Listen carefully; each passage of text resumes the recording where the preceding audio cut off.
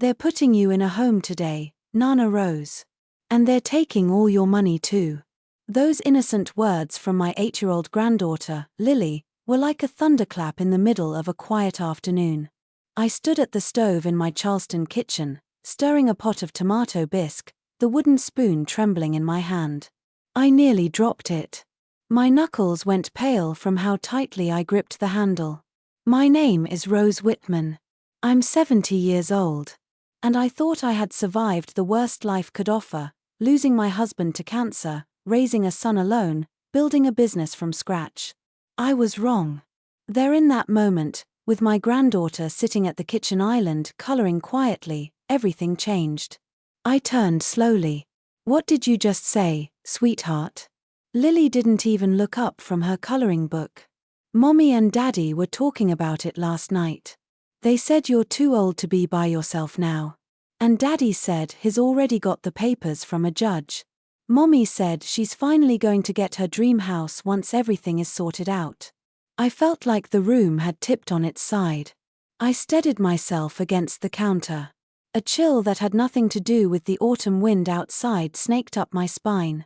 For months, my son Derek and his wife Hannah had been pestering me about my memory. You forgot your wallet again, Mom, or are you sure you took your meds today? At first, I thought they were being overprotective. Then it started to feel more like a narrative they were carefully crafting. They'd ask about my lawyer, my bank accounts, and even offered to help me sort through my documents. I had politely declined. Now I understood why they had pushed so hard. They weren't worried about me. They were building a case. They wanted me deemed incompetent so they could access my estate, my home of 35 years, my savings, the investments I had spent decades growing after selling my event planning business. My estate was worth just over $1.4 million. And they wanted it all. I swallowed hard. Did they say when this was happening? Lily shrugged. Today, I think. They went to the courthouse this morning. I stared at her. Her words sank into me like slow poison. They were using their daughter to spy on me, to report on any signs of confusion or vulnerability. My mind raced. I hadn't been declared incompetent yet. If they were planning to spring it on me today, I had to act fast. I wasn't just going to sit back and watch them lock me away in some sterile room while they cashed in on my life. I turned back to the soup, stirring automatically. That's a lovely drawing, Lily, I said softly. Why don't you finish it for Nana while I make a quick phone call, okay? She beamed. Okay. I stepped into the sunroom and dialed the number of the only person I trusted enough to help, my lawyer, Vanessa Chu. We'd worked together for over a decade, and she had helped me structure my estate plan and even advised me when I sold my business. Vanessa, I said when she picked up, my voice tight. I need your help. It's urgent. How urgent? My son and daughter-in-law are trying to have me declared mentally incompetent today. I just found out. They're going to file something this afternoon. I don't have much time. There was a pause. Then Vanessa said, do you still have control over your bank and property deeds? Yes, everything's still in my name. Then we need to act now. She walked me through the process. We would create an irrevocable trust and transfer all of my assets into it immediately, naming Lily, not Derek, as the sole beneficiary. Once that was done, no court could seize control over those funds, regardless of my mental status. Can you get to my office in the next hour? She asked. I can't leave, I replied. They're out right now, but they'll be back soon, probably with documents. Vanessa hesitated. Then we'll do this remotely. I'll prepare everything on my end and send a courier. I nodded, even though she couldn't see me. Thank you, Vanessa. Thank you. My next call was to my financial advisor, Evan Rossner. I trusted him as much as I trusted Vanessa. When I explained the situation, he didn't hesitate. We'll start transferring the bulk of your assets to the trust Vanessa's setting up. Retirement accounts, checking, investments. I can have most of it restructured within the next 2 hours. Make sure there's just enough left in the checking account to look normal, I told him. If they take me to court, I want them to find empty drawers. Understood. I hung up. Outside, Lily was singing softly as she colored. I walked back into the kitchen, sat across from her, and took a slow breath. It was happening. I was dismantling Derek's inheritance plan, brick by brick. The house. Going into the trust. The savings. Gone from his reach. The stocks and investments. Already moving. And the best part? They didn't even see it coming. At 3:20 p.m., a courier arrived with the legal documents. Vanessa had worked lightning fast. At 3:35 p.m., my neighbor and close friend, Marian Ellis, a retired notary and social worker, came over to act as witness. "Are you sure about this, Rose?" she asked as I signed the papers. I didn't hesitate. I'd rather live free and alone than comfortably imprisoned by my own son. As I placed the final signature on the trust agreement, I felt something strange, clarity. And steel. This wasn't over. Derek and Hannah thought they were walking into a victory. They were about to walk straight into a trap. At exactly 4:12 p.m., I heard the familiar crunch of tires on gravel. Derek's car. I peeked through the curtains. There they were, Derek in his pressed navy blazer, walking quickly with a forced smile, and Hannah, in heels far too high for our uneven path, clutching a thick manila envelope. They didn't look like a couple coming to visit family. They looked like lawyers preparing for a deposition. In a way, they were. I moved calmly to the armchair in the living room, folded my hands neatly in my lap, and waited. My heart pounded, but not from fear. I was ready. "Grandma, I told Mommy and Daddy your surprise already," Lily chirped as the front door opened. I heard a sharp intake of breath. "Hannah. What surprise, sweetie?" she asked, her voice forced and too sweet. "You said you were going to put Grandma in a home and take care of her money. But I already told her, so now it's not a surprise anymore," Lily explained, entirely without malice, as she carefully lifted her drawing off the table to show them. The silence that followed was exquisite. I looked up from my chair and smiled. "Derek. Hannah. So glad you made it back before dark. Lily and I have had quite the afternoon." Derek's face had gone pale. Hannah, ever the actress, tried to recover first. "Mom, let's talk for a moment," she said, her voice stiff. "There's been some confusion." I nodded. "Is that so? I'd love some clarity. Why don't you have a seat?" They didn't move toward the couch. "We're concerned about you," Derek said finally, holding the manila envelope awkwardly. "You've been forgetting things. Important things. We spoke to a couple of doctors, just preliminary conversations, and we think it's time to get you some help." "Help," I repeated, letting the word hang in the air like a fog. "Yes," Hannah cut in. "Support. You're managing a lot too much, really. The house, the finances. It's too much for someone your age. And I suppose you've come with paperwork to make that easier." Derek held up the folder, half shrugging. "It's just a precaution. It would transfer temporary power of attorney to us, so we can make decisions on your behalf, just until we can get a medical assessment scheduled." "Ah," I said, rising slowly from the chair. "And does this temporary power include access to my bank accounts?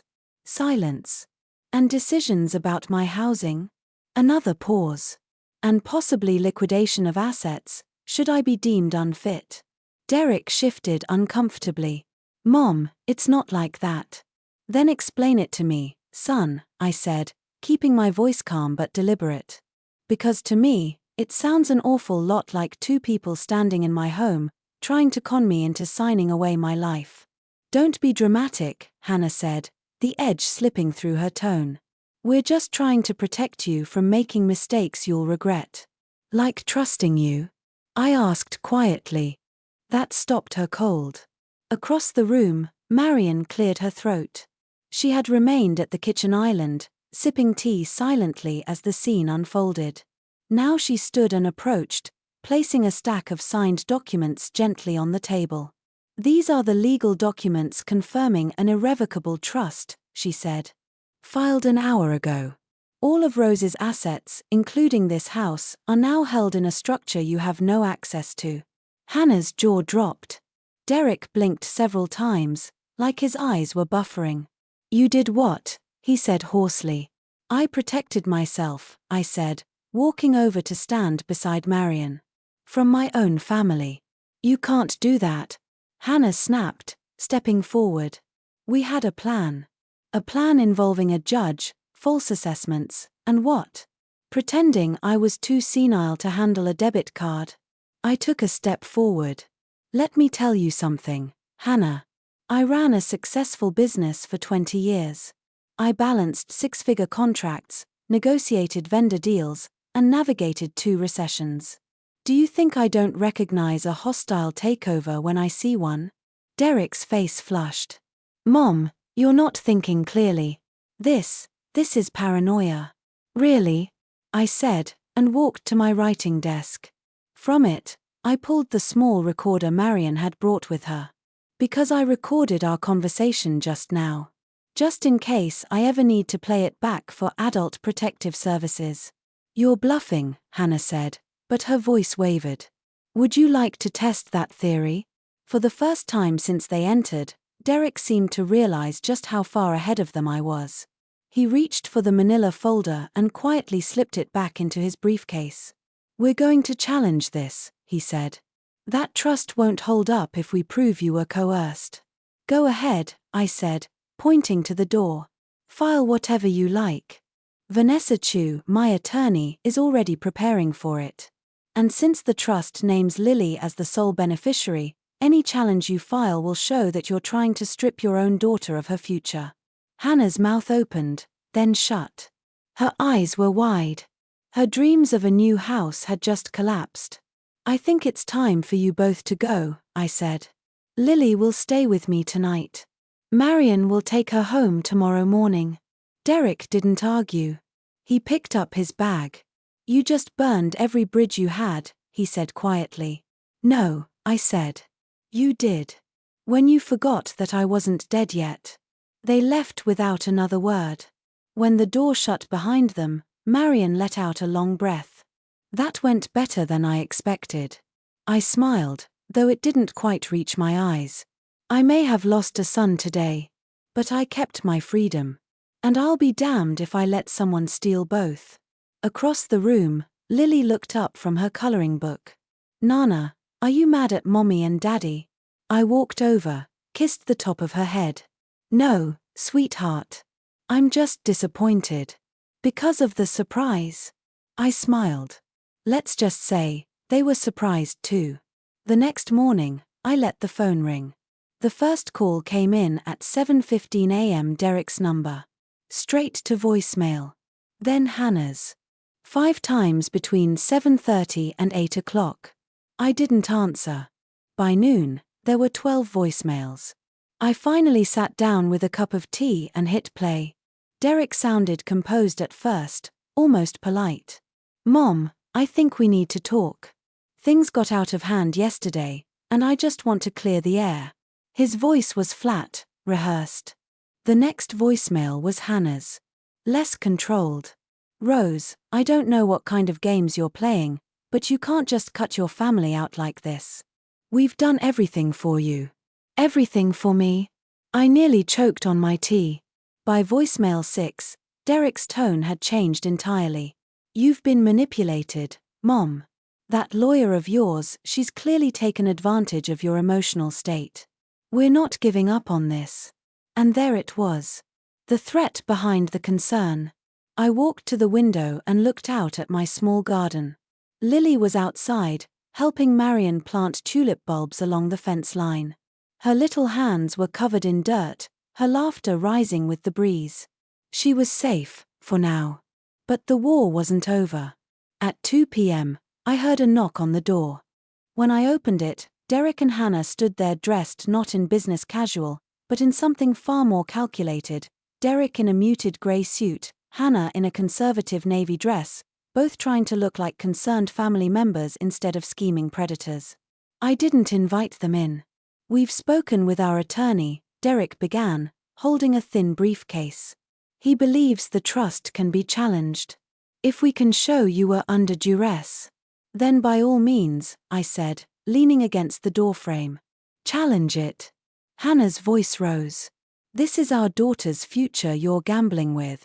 I tilted my head. Interesting. Yesterday, she was your informant. Today, she's your bargaining chip. That shut her up. You don't understand what you're doing, Derek said, stepping closer. You're being paranoid, and you're hurting this family.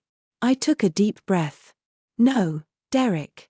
What's hurting this family is the fact that you sat in my living room, holding commitment papers and legal traps, smiling like a son, while plotting to steal everything I built.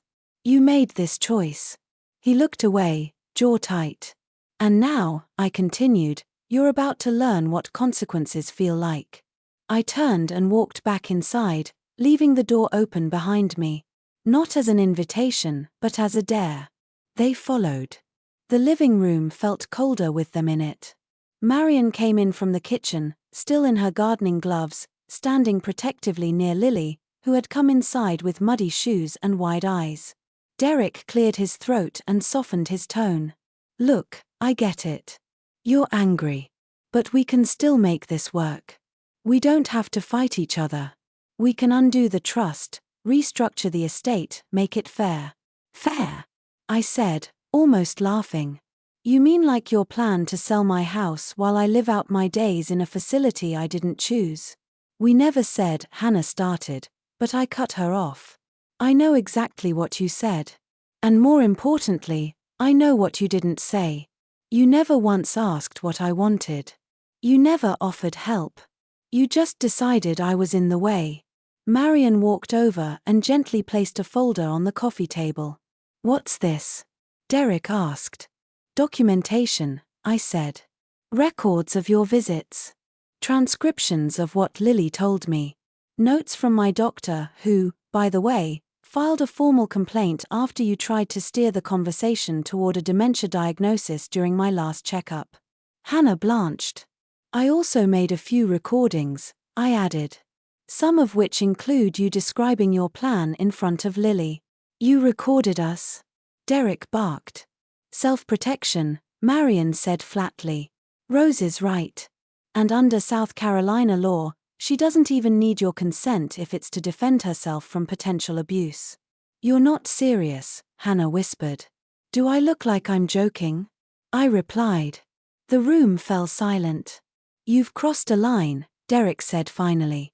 And we're going to fix this. No, I said. You crossed the line. And you've already lost. Just then, Lily's soft voice broke the tension. Are you mad at me, Daddy? Derek froze. He turned toward her, guilt flooding his expression. No, sweetheart, of course not. I told Grandma what you said because I thought surprises were supposed to be nice, she said, her voice uncertain. Derek's shoulders slumped. He looked shattered not by guilt, but by exposure. And that was the cruel irony. The little girl he was willing to use as a spy was the one who unraveled his entire scheme. I walked over and gently guided Lily toward the hallway. Why don't you go wash your hands, honey? I'll make you a snack in a bit. She nodded and trotted off. I turned back to them, now standing by the door like they were visitors, not family. I'll say this once, I said. You're not welcome in this house anymore. Any further attempts to contact me directly will be considered harassment. Vanessa will handle any legal communication. You're throwing us out, Hannah said. I'm choosing peace over poison, I replied. And you, both of you, are poison. Derek opened his mouth to respond but seemed to think better of it. They left without another word. 2 days passed. The voicemails stopped. So did the knocks on the door. It was the calm before the legal storm, I knew that much. And I wasn't wasting time pretending things might blow over. They wouldn't. On the third morning, Marion and I sat across from Detective Taryn Wells and Margaret Sloan, a representative from South Carolina Adult Protective Services. Both women had kind, weathered eyes and the no-nonsense posture of people who'd seen far too much. I appreciate you both coming, I said as I slid the folder across the kitchen table. Inside were copies of every document Vanessa had compiled, notes from Dr. Greaves detailing Derek's strange insistence that I was experiencing cognitive decline, the metadata from the recordings, and even screenshots from Hannah's old emails asking invasive questions about my will and accounts, emails she must have thought I'd long deleted. Detective Wells flipped through the file slowly, her eyes narrowing with each page. "This is extensive," she finally said. "And troubling. You did your homework, Mrs. Whitman." "I spent 30 years running a business where people tried to cheat me out of contracts on a regular basis," I replied. "Greed has a rhythm. You learn to hear it after a while." Margaret leaned forward. "Did your son or daughter-in-law ever physically threaten you?" "No. But coercion doesn't require fists." I paused, then added, "They tried to take everything I own by rewriting reality. They wanted me declared mentally incompetent. They wanted me out of my own home." Detective Wells nodded grimly. "We've seen this pattern before. But you caught it early and you protected yourself thoroughly." "They used their own daughter as part of the manipulation," Marion added. "Taught her to report on her grandmother's behavior. That's how the truth came out." Margaret's face hardened. "That's emotional exploitation, plain and simple." "I want to press charges," I said firmly. "Not because I want revenge. But because I want this on record. If they try this again, with me, or with someone else, there needs to be a trail." Detective Wells made a note. "We'll open an investigation into attempted elder fraud.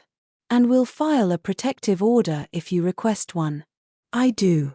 By the end of the afternoon, I had signed 4 different affidavits, approved a full review of the audio files, and handed over access to Vanessa, who would serve as legal liaison for all communications moving forward.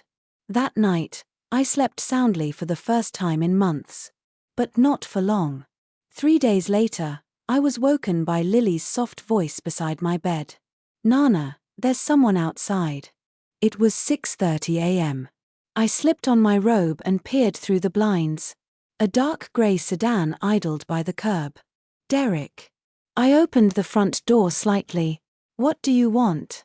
He looked exhausted. Disheveled. Like a man whose life had lost all its structure. "I need to talk to you," he said. "Please." "I told you, Vanessa handles all communication now." His voice cracked. "We're going to lose everything." I didn't respond. "I quit my job," he continued, rubbing his eyes. "We put down a non-refundable deposit on a house based on everything we thought we were getting." He looked up. "We've maxed out our credit cards. I took an early withdrawal from my 401k for the down payment. And now we're looking at penalties, interest, maybe even bankruptcy." He didn't say it, but I heard it loud and clear. "It was supposed to be your money, Mom. You were supposed to be the solution to our reckless spending. Then I guess you'll have to figure something out, Derek. Like the rest of us do." His face twisted. "You're really just going to cut me off like this?" "No," I said. "You cut yourself off when you saw me as a prize instead of a parent." I was about to close the door when he said something that stopped me cold. "We told Lily we might have to move in with you." I stared at him. "You did what?" "She doesn't understand what's happening. We tried to explain that we're going through a tough time. You involved her again," I said, my voice rising. "After everything?" Derek looked away, ashamed. I stepped fully into the doorway. "If you come near this house again without a court order, I will not hesitate to call the police. And if you manipulate Lily to get access to me, I will have full custody explored." His head snapped up. "You wouldn't." "I would." He backed down the steps without another word. I watched him get in the car and drive away, slowly, like he didn't know where he was going anymore. Later that week, Vanessa called. "They've lawyered up," she said. "But the evidence is on your side, Rose. You made every move legally, documented the process, and took action before anything was finalized on their end." "I'm not afraid of court," I said. "You won't have to go that far." How do you know? She paused. Because they don't have the money to fight you. I smiled grimly. Then let them spend what little they have left trying. We hung up. That night, as I read Lily a bedtime story, I realized something unexpected. I wasn't angry anymore. I was clear. This wasn't about punishment. It was about protection. I looked down at Lily, tucked beneath her quilt, already drifting to sleep.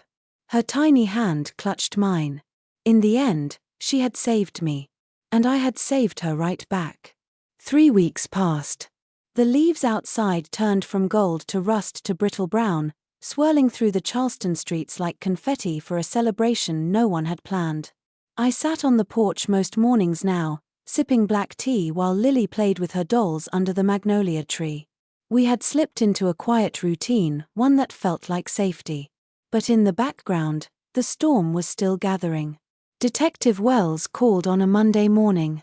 Rose, the investigation into Derek and Hannah's attempt to fraudulently acquire guardianship is complete. Based on the evidence, we're recommending the DA file charges. I didn't flinch. What kind of charges?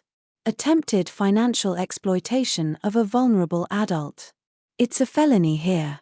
Plus, if we can prove they coached their daughter to lie or spy, that's emotional manipulation of a minor, which adds another layer. I closed my eyes, my breath steady. Thank you. Proceed. And with that, the wheel turned. The very next day, Hannah showed up. Alone. She knocked on my door wearing no makeup, her face pale and drawn. I didn't open it. I simply watched her through the peephole, standing there in silence, holding a small box in her hands. Eventually, she spoke. I'm not here to fight, she said, her voice barely louder than the wind. I know you hate me. Maybe I deserve it. But I need you to understand. I didn't start this. Derek did. I opened the door just a crack. I let it happen, she continued, staring down at the box. But I didn't plan it. I didn't want to. At least not at first. She looked up. Her eyes were tired. I got caught up in the fear. The fear of never having enough. Of always being one mistake away from everything collapsing. Derek fed that fear. He told me your money would fix everything. That you owed us. That you didn't need it. And I believed him.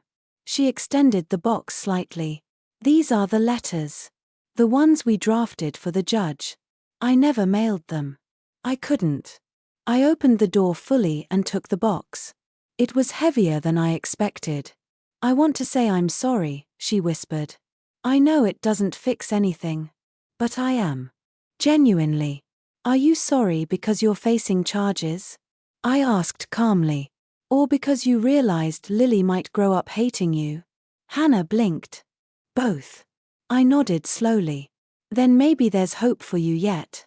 She turned to leave, pausing once more. His unraveling, Rose. Derek. He drinks every night. He barely speaks. And he won't admit he was wrong. He still thinks this can be reversed. It can't. I know, she said, stepping down the stairs. I think that's what scares him the most. That evening, I sat at my dining table and opened the box. Inside were 4 drafted letters. One was addressed to the county probate court. Another to a private elder care facility. The third was an affidavit signed, falsely, by a neighbor I barely knew, describing increasing signs of confusion and irrational behavior on my part. The 4th letter, though, was from Hannah to me. It was never mailed. Never meant to be seen. But there it was, folded in the bottom of the box, dated 2 months prior. I unfolded it carefully. Rose. I hate what we're doing. It doesn't feel right. You've been nothing but kind to me. But Derek insists it's the only way. That if we don't secure your assets, someone else will. He says we're protecting the family. But I think we're crossing a line that can't be uncrossed. Every time Lily asks why we're asking questions about you, my stomach turns. She doesn't understand what's happening. Neither do I, not fully.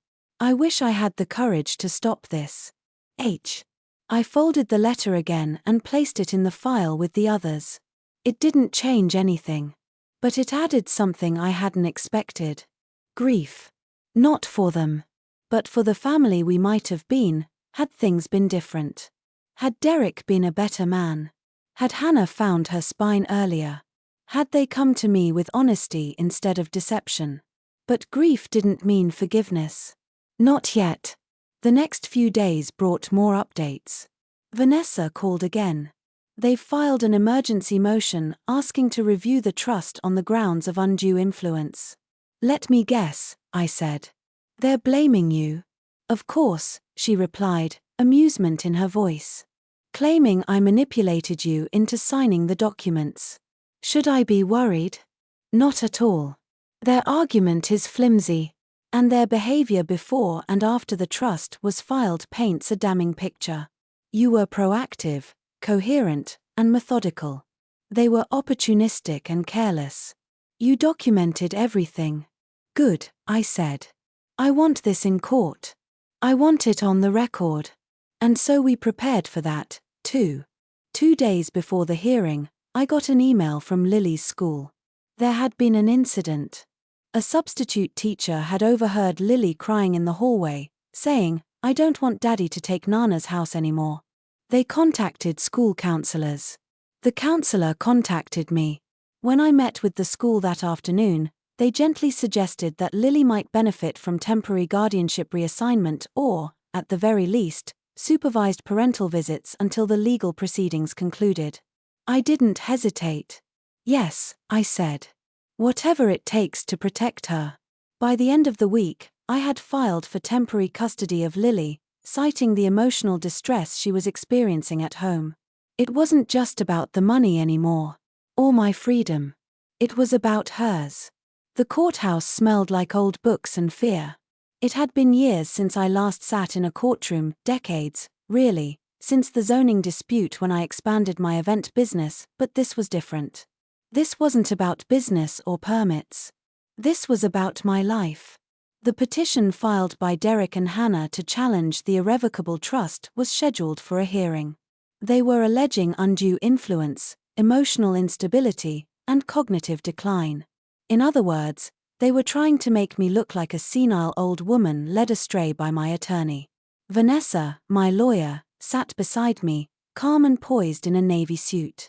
Across the aisle sat Derek and Hannah, both looking thinner than I remembered, hollowed by stress and consequence. Their attorney, a smarmy man with too much cologne and too few facts, kept whispering aggressively into Derek's ear. Let them talk, Vanessa had advised before the hearing. The more rope they pull, the more they'll hang themselves. The judge, a silver-haired woman with a reputation for zero tolerance toward elder exploitation, entered the courtroom. She looked over the documents without much expression. The other side opened. They claimed I had been manipulated, that I'd shown obvious signs of memory loss and confusion during recent interactions, that I had become increasingly paranoid and aggressive. Then Derek stood. And when he looked at me across the courtroom, I saw nothing of my son left. Just a man drowning. My mother has always been independent, he said, carefully. But recently, there have been troubling signs. She forgets names. She repeats herself. She hides mail and forgets conversations. We were just trying to protect her. And her $1.4 million estate? Vanessa asked during cross-examination. That's not what this is about, Derek muttered. Vanessa flipped through a file. Isn't it true you quit your job shortly before the trust was filed? Derek shifted. That's unrelated. Isn't it true you and your wife placed a down payment on a home the same week you filed for financial guardianship over your mother? Hannah visibly flinched. Yes, but isn't it true, Vanessa continued, her voice calm as still water, that your 8-year-old daughter informed your mother of your plans before any legal paperwork had been filed? Silence. And that the only evidence of your mother's decline is based on hearsay from a child and doctor's appointments where you, not your mother, directed the conversations? More silence. I have nothing further. The judge looked up. Thank you. Then it was my turn. I walked slowly to the witness stand, not to play up age or frailty, but because I wanted every step to matter. I sat down and looked directly at the judge. My name is Rose Whitman. I am 70 years old. I built my business from the ground up while raising a child on my own. I have never been deemed mentally unfit by any medical professional. I have never missed a mortgage payment, forgotten my bills, or failed to renew a license or registration. I let that settle in the courtroom. My son and daughter-in-law decided that aging meant weakness. They began manufacturing confusion, pushing narratives, manipulating medical conversations, and worse, they used their daughter to spy on me. I turned to the judge. I created the trust to protect myself from being stolen from. Not in the dead of night by strangers, but by the people I raised. I paused, then added quietly, greed doesn't always wear a mask. Sometimes it looks like family. When I stepped down, I saw that the judge was already scribbling notes. She didn't need more testimony. She'd seen enough. An hour later, she ruled in my favor. The trust stood. All challenges dismissed. And the court clerk handed Derek and Hannah an official warning: if they attempted further action, criminal charges for elder fraud would be filed without hesitation. Outside the courtroom, Hannah broke down. Sobbing in the hallway, she reached for my hand, but I stepped back. I didn't mean for it to go this far, she said through tears. I was just scared. I was scared too, I said, my voice flat. But I didn't destroy my family over it. She didn't follow as I walked away. 2 weeks passed quietly. Lily adjusted beautifully to staying with me full-time. She never once asked why her parents stopped calling. Maybe deep down, she understood they had chosen a version of love that only extended as far as a bank statement. Her world was now colored with stability: reading on the porch, baking cookies, school pickups. We planted herbs on the windowsill, read novels together at night. She was blooming, even as her parents' lives crumbled. Then, one evening, just as we were finishing dinner, my phone buzzed. It was Marion. You might want to turn on the local news, she said. I did. There they were, Derek and Hannah, featured in a special report on emerging elder exploitation cases. Their mugshots flashed briefly. The DA had moved forward with charges based on the investigation Detective Wells had completed weeks earlier. Financial exploitation. Attempted coercion. Use of a minor in pursuit of fraudulent gains. My tea sat untouched on the table. They'll likely get a plea deal, Marion said over the phone. But their reputations are ruined. I don't care about their reputation, I whispered. I care that it's finally over. That night, Lily asked if I'd read to her like usual. I picked Charlotte's Web from the shelf, her favorite, and read through a few chapters. But before I tucked her in, she asked, Nana, is Daddy still mad at you? I thought about it. Maybe, I said. But sometimes, people get mad when they know they've done something wrong.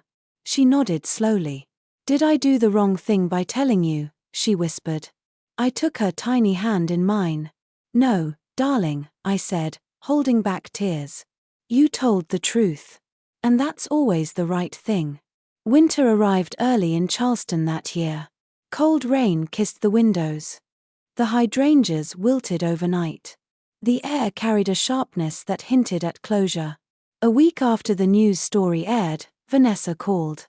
It's official, she said. They took the plea deal. Both pled guilty to attempted financial exploitation and agreed to probation, financial restitution, and mandatory counseling. No jail time, but their professional licenses are suspended indefinitely. I exhaled slowly. Not because I had hoped for more punishment, but because I hadn't. I'm not angry anymore, I said softly. I believe you, Vanessa replied. But this will follow them forever. And it should. There was a pause before she asked, have they reached out again? No. Neither Derek nor Hannah had tried to call, write, or even send word through family. Their silence echoed louder than any apology ever could. They had chosen their legacy. Now they had to live with it. One afternoon, I found Lily sitting in the guest room, now her bedroom, staring out the window with her knees tucked beneath her chin. Thinking about something, sweetheart? I asked gently. She turned her head. Will Mommy and Daddy ever live with us again? The question hit me like a gust of icy wind. But I didn't flinch. I sat beside her on the window seat. Maybe one day, I said honestly. But not right now. Because they tried to steal your house. Yes, I said. But it's more than that. They tried to take something that wasn't theirs. Not just the house. My choices. My voice. She looked at me, puzzled. You know how I always say you should ask before touching someone's things? She nodded. Well, grown-ups have to follow that rule too. And when they don't, there are consequences. She looked back out the window. They never said sorry. I know. Will I have to go back to them? I wrapped an arm around her. Not unless you want to. Not for a long time. She leaned into me, small and soft and safe. And I realized something I hadn't been ready to admit until that moment. She wasn't just a part of my life now. She was my life. In early December, I received a letter. Handwritten. The envelope was creased and smudged. It was from Derek. Mom, I don't expect you to forgive me, but I need to say some things. I messed up. Not just legally or financially. I failed you. I failed Lily. I let fear turn into greed and convinced myself I was doing it all for the right reasons. But that's a lie. I did it because I thought I deserved something from you. Because I thought I'd been overlooked for too long. And I let that resentment grow into something monstrous. I see that now. I understand why you did what you did. And if Lily wants to stay with you, I won't fight it. You're the only one who's ever truly put her first. I don't expect to ever be welcome in your life again. But I wanted you to know that I'm not running anymore. I'll serve the sentence. I'll pay what I owe. I'm sorry. Derek. I sat with the letter in my lap for nearly an hour. Not crying. Not trembling. Just still. Because even though his words didn't erase the harm, they acknowledged it. And that mattered more than I expected. But I didn't respond. Not yet. Some silences deserved to linger a while longer. Christmas came. Our first as a household of two. We didn't do anything elaborate. Just a small tree in the corner. Cinnamon rolls in the oven. A few presents wrapped in silver paper, with Lily's handwriting proudly scrawled on the tags. She gave me a handmade ornament with both our names on it. Because we're a team now, she said shyly. I didn't need any other gift. After breakfast, we bundled up and walked down to the harbor, where the wind made our cheeks pink and our hair wild. We stood at the water's edge, watching the boats bob gently. I want to stay here forever, Lily said. And I smiled. Then we'll make this home, I told her. Not just a house, but home. Safe. Steady. Hours. Months passed. Derek and Hannah faded from the day-to-day of our lives. Their legal restitution was paid in installments, every check arriving through their attorney, never with a note. Lily was never forced into visits. Occasionally, she asked about them. But the questions were quieter now. Less urgent. She was healing. And so was I. One morning in spring, as I watered the herbs Lily had planted, I realized something profound. My greatest legacy wouldn't be my estate or the business I built. It wouldn't be the investments or the home I protected. It would be her. The little girl who once unknowingly exposed a conspiracy and in doing so, saved both of us. Not with anger. Not with revenge. But with innocence, honesty, and the clarity that comes from a child who sees things exactly as they are. I often think about the moment I almost lost everything. Not just the money, but my autonomy, my dignity, my worth. And I think about the choice I made to fight back. To reclaim control. To refuse to be written off because of a number attached to my age. Too many people assume that growing older means growing weaker. But aging is a strength. It means you've survived more than most. It means you know what matters. It means you've already been through fire and come out steel. And no one gets to take that away from you. Not even your own blood. Epilogue. Years from now, when Lily is grown and asks about what happened, I'll tell her everything. Not to burden her, but to teach her. I'll tell her that people you love can hurt you. That sometimes, the deepest cuts come from the hands you once held most tightly. But also, that truth matters. That courage matters. That you should never underestimate your own power. And most of all, I'll tell her this. Never let anyone else write your ending. Because the pen is always in your hand.